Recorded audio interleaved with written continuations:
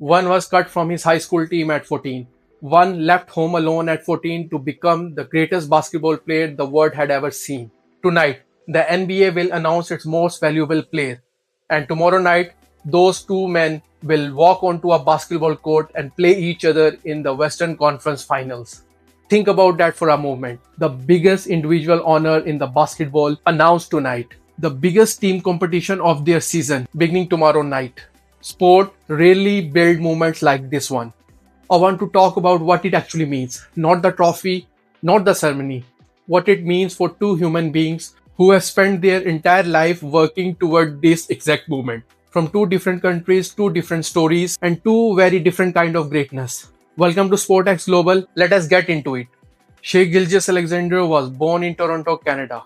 He grew up in Hamilton, Ontario, a city most people outside Canada have never heard of. In 9th grade at 14 years old, he tried out for his high school basketball team, but he didn't make it. He was cut. But he didn't walk away. He went to the younger squad, became their leader, and took them to a city championship that same season. He described that moment in his own words. When I fail and lose is when I am most motivated. I think getting cut kind of kick-started that. From Hamilton, he moved to the United States, played college basketball at Kentucky, and was drafted 11th overall in 2018. He was traded on draft night and landed at the Oklahoma City Thunder, a franchise rebuilding from the ground up. For years, he played on one of the most weakest team in the league. He lost more games than most players lose in an entire career. But he kept working, kept improving. Last season, he led the league in scoring, won the MVP, led the Thunder to the NBA championship, and won the Finals MVP. And there is one detail that tells you everything about who this man is. At 17 years old, sitting in the nosebleed seat at Toronto Raptors game with his then girlfriend, Haley Summers, he turned to her and told her that he was going to play in the NBA one day. She did not believe him. He recalled the moment with a smile years later. His exact words told to Sport Illustrated. I was like 17, she was 16 at the time. She did not believe me at all. She was there from the beginning and saw the growth. So pretty cool.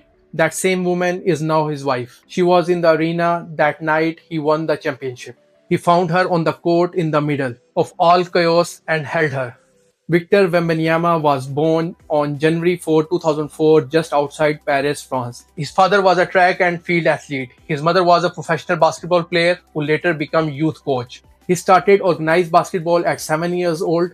At 10, he joined the Youth Academy of Nantes 92, one of the most respected development programs in French basketball.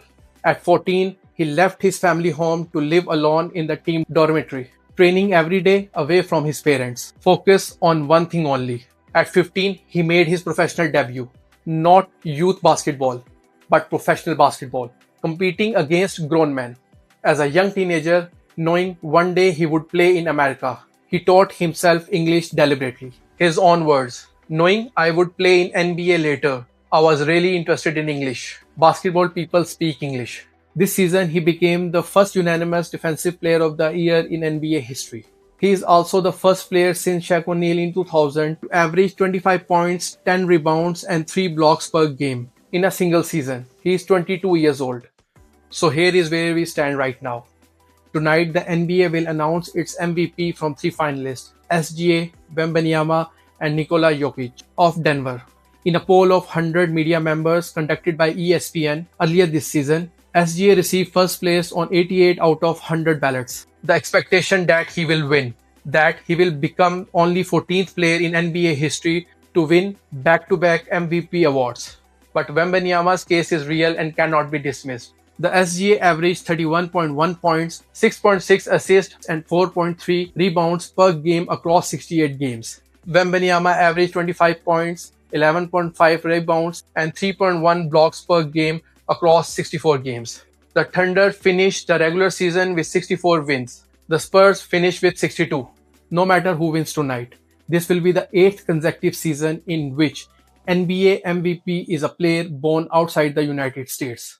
This is not a coincidence. It is the result of basketball becoming truly global, of a kid in Hamilton getting cut from the team and deciding that rejection is fuel, of a teenager in Paris leaving home at 14 to sleep in a dormitory and spend every waking hour to build something that world had never seen before. The trophy goes to one person, but what it represents belongs to every athlete who was ever told that they were not good enough and choose not to accept that.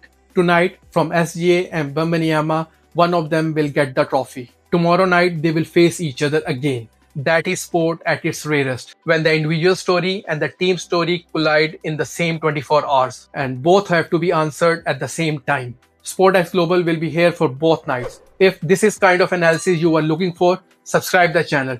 Drop your thoughts in comments. Who will win the MVP and who will win the series? I want to know what you think. I will see you in the next video.